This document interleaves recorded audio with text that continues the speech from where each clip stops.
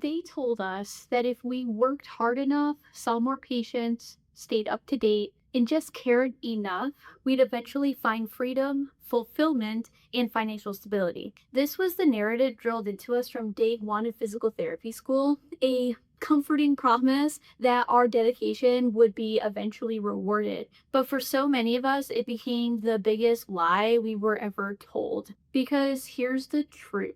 I did all the things. I followed the rules. I collected CEUs. I became a clinical instructor. I took on students. I worked 12-hour shifts, missed lunches, and treated until my body hurt. And unsurprisingly, I felt broke. I felt burned out, and I felt stuck. I want to take you guys back to a moment where I just remember charting. It was like way after midnight, like I don't even know how many days in a row of seeing like over 20 patients every single day. And I knew on the outside I was making a difference, but on the inside I felt completely depleted. I just started thinking, is this just how it is? Is this what I worked so hard for? And that's when the stark realization hit me that the problem wasn't me. I was working very hard. My work ethic, my clinical skills, my level of caring was all great.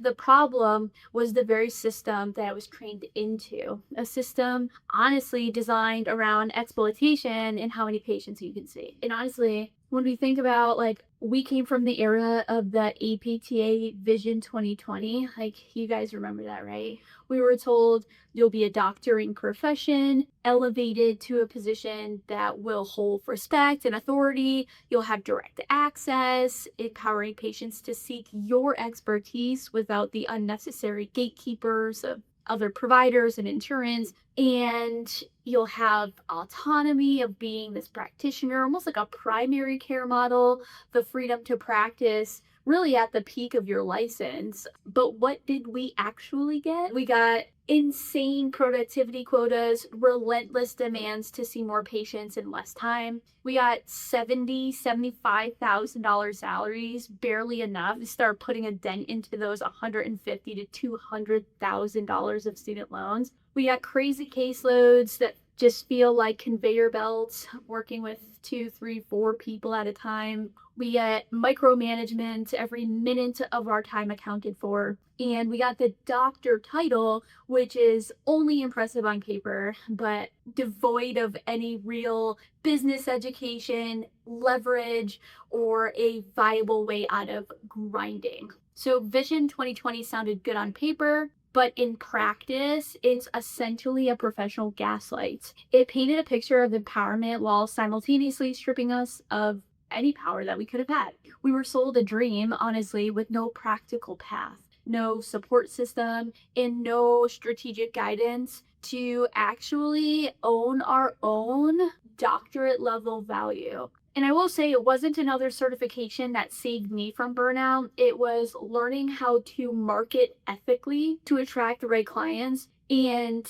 honestly package my service in a way that felt important to the community. It was building real automated systems that was allowing me to get my time back, which, to be honest, that's like our most precious commodity. When I finally stopped being a generalist and really found the clients that I wanted to serve, which is like the active ortho-pelvic clientele, everything just clicked for us. No more chasing every referral, no more discounting our value. People were actually seeking me out. They were seeking out my business partner, Bree, and that's when we really started to build our brand. Now we offer a premium service that represents our worth and allows our patients to get immensely better results because they're committed, they're invested, and they're focused. So for me to not feel as burnt out, I needed to figure out how to set up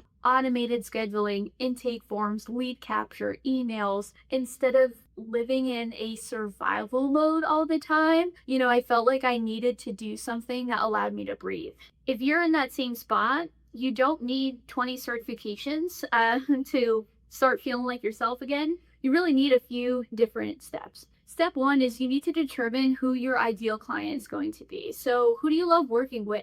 Not who you can help, but who do you want to help? Think about the problem that they're Googling at 2 a.m. Speak directly to that. And then you want to build an irresistible offer. So, we're not selling physical therapy sessions, we're selling a solution to their problem. Make it clear, structured, outcome driven. Here's where you are, here's what we'll do, and here's where you will be. And then you want to start building a simple lead system. Pick one way to bring people in. Maybe it's doing a local workshop, building a strong foundation within your community. Start collecting emails, build a nurture sequence, and follow up like a real human being. If you're sitting there and you're frustrated and you're wondering, like, is it even possible to rebuild the physical therapy career? It is possible, but no one's going to hand it to you. As PTs, we were trained to be helpers, but we were never taught to be leaders. Vision 2020 said that we would lead healthcare,